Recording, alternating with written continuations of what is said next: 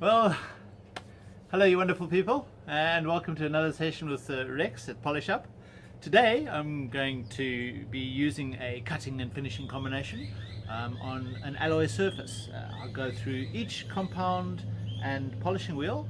I'll show you the effect that it has and when to use it, and basically I will then polish an area and bring it up to a brilliant finish using the entire process. So when you're purchasing a product, at least you'll be able to make a reasonably informed decision on what to buy and how to do it. Alright, here we go. So I'm just giving you an idea of what the surface looks like. It's sort of a standard bull bar, or in the actual fact it's a roll bar, but it's made out of alloy, and as you can see it's just got general use. It's looking a little bit dull, and we're going to take another look once we've used the various combinations. So when you're polishing, a little bit of advice: don't start off with the most aggressive combination. The best thing to do is start off with the least aggressive, and by doing that it'll give you a good indication of how aggressive you need to get. So we're going to start off with a loose leaf calico and a green chrome finishing compound.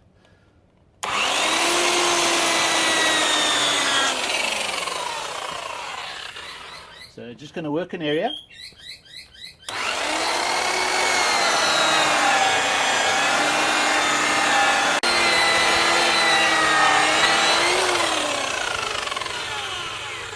Once you've done that, you think, oh no, it's all well and done, and you get this magic stuff. It's called Vienna lime. So we've got a slight amount of residue that's created by the compound and the polishing wheel. Dip your cloth in there and give it a wipe. If you have a look there, you can see that there are some deeper abrasive marks in there. We've got to get those out. So in order to remove those deeper marks, I'm going to use a cutting wheel combination, and that's with the Sisal polishing wheel and a coarse cutter.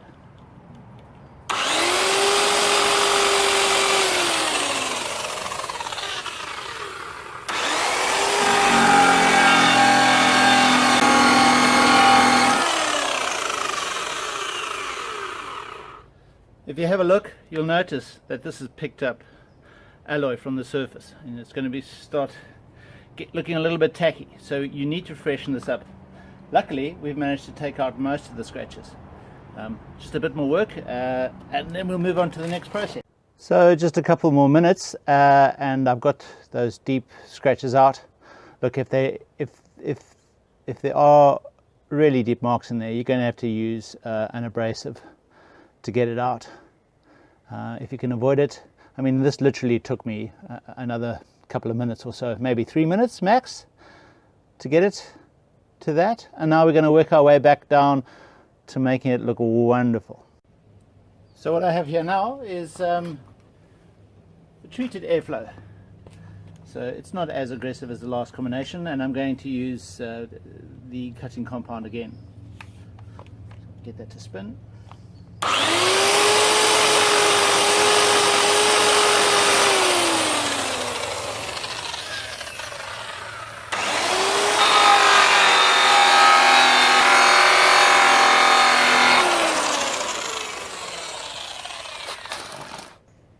Bit of Vienna lime again, just clean it up, because after this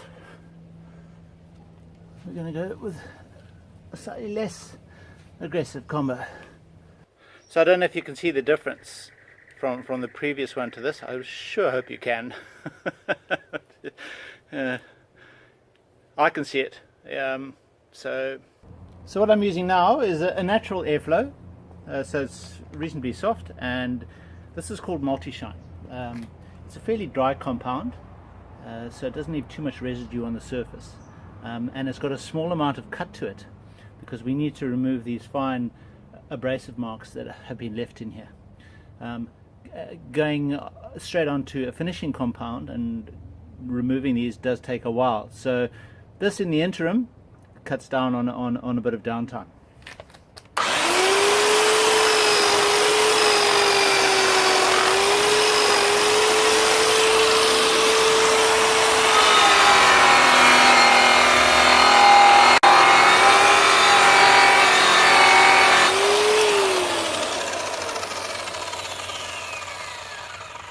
It's starting to come up. It's starting to look quite nice. You can almost see, or you can see a bit of a reflection of me in there compared to no reflection whatsoever. Well, there's a bit.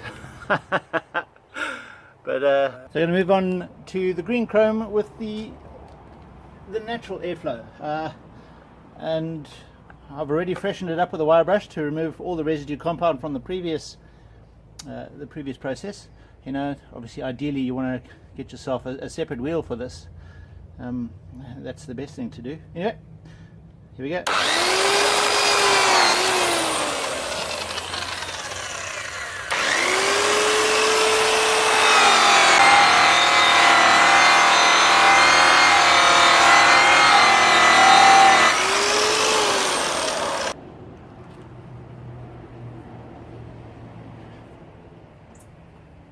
Show you what it looks like after the green chrome.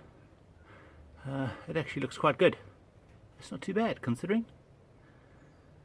Look, there are a couple of imperfections there, but this is just a video to, you know, it's indicative of what the products can do. So here we go. We're going to use the green chrome with the loose leaf calico type polishing wheel. Now this is a very gentle combination, great finishing combination, and it should basically bring that up beautifully.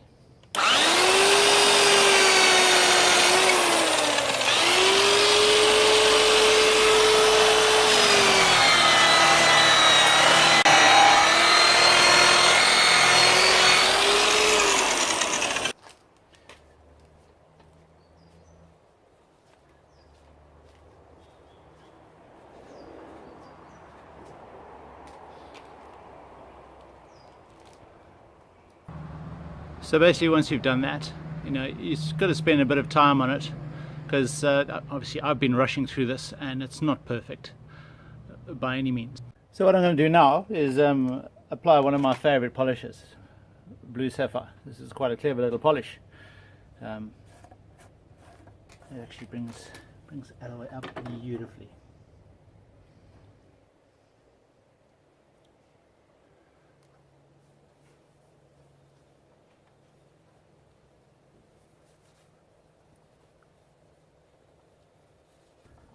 You want to use a nice soft cotton cloth. Work it a bit.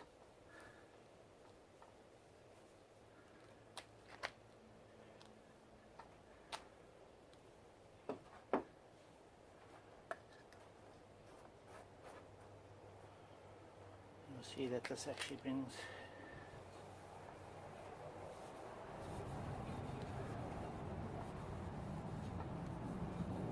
go. That's quite good. Okay, look, there's a few blemishes in there. Obviously I've rushed through this. You can get a perfect result just by, you know, being a little bit more pedantic than I've been. And there you go. So if you have a look, that actually hasn't turned out too badly. There's the odd blemish in there, but it's way better than that. And that. So I think it about wraps it up for this video. I hope you got a general idea of what the various compounds and wheel combinations can do, and the kind of finish you can get. The video is indicative of what the products can do, so you will see some blemishes in there, and obviously I could have done it better, but you know, it is indicative. So please subscribe to my channel, and if you want to buy some of the products, go to polish-up.com.au and have a look at what we've got to offer. You can send us an email if you need some advice. Quite happy to answer those, unless of course you've broken something. then don't get hold of us. If you've got a bit of a critique, we'd love to hear from you, because always keen to learn.